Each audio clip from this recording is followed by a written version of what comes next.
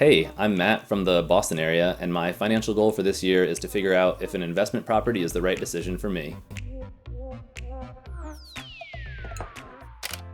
I like the way you're thinking, Matt. You want to buy an investment property to get some extra income. You can do that by renting out that property, and you've already pinpointed the area that you want to invest in and also started saving that down payment, which is great. So tell me more about why you decided to step into investment properties. The general goal is to find a place that, when I'm ready to sell it, whether it's 10 years or 30 years, will have appreciated and will have also helped pay for itself. I'm actually thinking that, a property somewhere in a metropolitan area, maybe somewhere that's growing in population, folks are moving from higher priced states maybe to lower priced ones in terms of taxes, of course. Would be a good place to sort of start because I can see the rental market increasing as well as the overall home value increasing. Yeah, you certainly got the right idea. You need to look for an area with strong population growth, strong employment growth, low taxes, low crime, and you also need to factor in the amount of money that you may have coming in from rent. So you need to evaluate the rental market. So you're on the great path right now in trying to decide whether investment properties are right for you. Low interest rates may have you thinking about buying an investment property, but location should still be one of your top criteria. Thinking about the location, obviously somewhere where folks hopefully want to go, and hopefully the rental market will be strong for 3, if not 4 seasons of the year.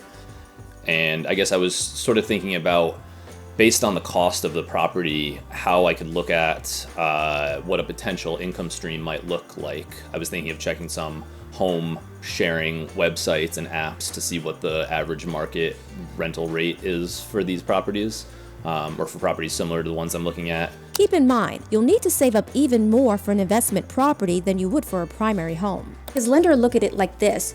If times were to get tough and you were not to pay money on something, your bills and things like that, what would it be? Would it be your primary home where you rest your head at night, every night?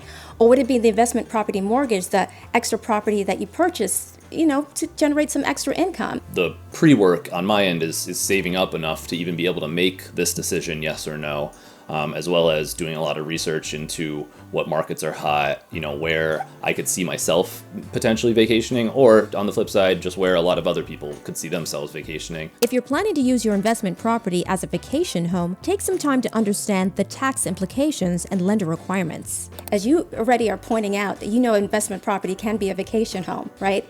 So it's important to understand that, the tax implications and also the lender implications of each one and how they each define it. Investment property, you have to rent it out for 14 days or more in order to be considered investment property by the IRS. And of course, when you have a vacation home, it's your vacation home. You have to live in it for part of the year, but also it has to be at least 50 miles away from you in order for the lender to consider it a vacation home. So some things to consider that when you're going out and trying to get that mortgage that you need to keep in mind. Thank you, Linda. Those are really good points, and I think there are a lot of nuances when looking at, what I would consider vacation or investment properties and what the government or tax officials would consider.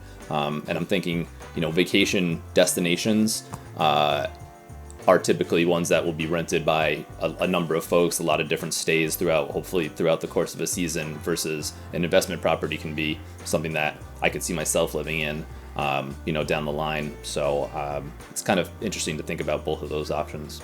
Yeah, it's definitely a great way to earn some extra income as long as you understand the pros and cons. Like we spoke about some of them. You mentioned being a landlord. That could be a pro or a con. If you're a great person, a people person, you're able to handle things like that, maybe, that's good for you. Me, I couldn't do it. My limited experience as a landlord, I've actually had a tenant since I purchased the condo that I'm speaking to you from. And I've had 2 tenants, long-term ones, which have been great.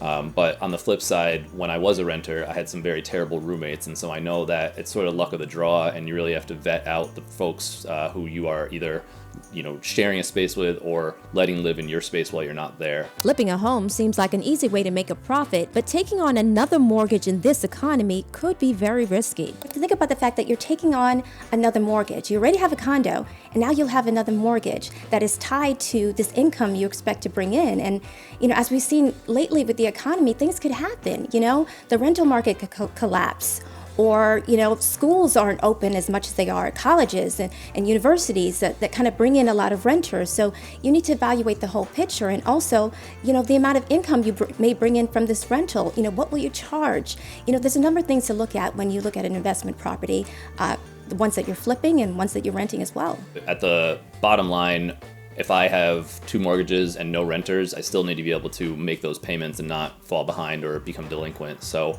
I think that the sort of budgeting aspect of considering if you can afford things, would you have no additional income stream, and sort of keeping all of the additional income as extra savings, that hopefully that's the point of an investment property, is sort of my line of thinking, to make sure that it is affordable even in rough times. It's been great speaking with you, Matt. Good luck in your search. Thank you, Linda. I really enjoyed chatting with you as well, and this conversation has given me a lot to think about. If you're planning to buy a property in 2021, you need to evaluate its profit potential, and you can do that by looking at the 2% rule, which states that your monthly rent should be equal to at least 2% of the purchase price of the property. Also look at maintenance. Expect to spend 1% of the purchase price of the property every year on maintenance. And also, when looking at a home, you need to look at appreciation, job growth, and affordability.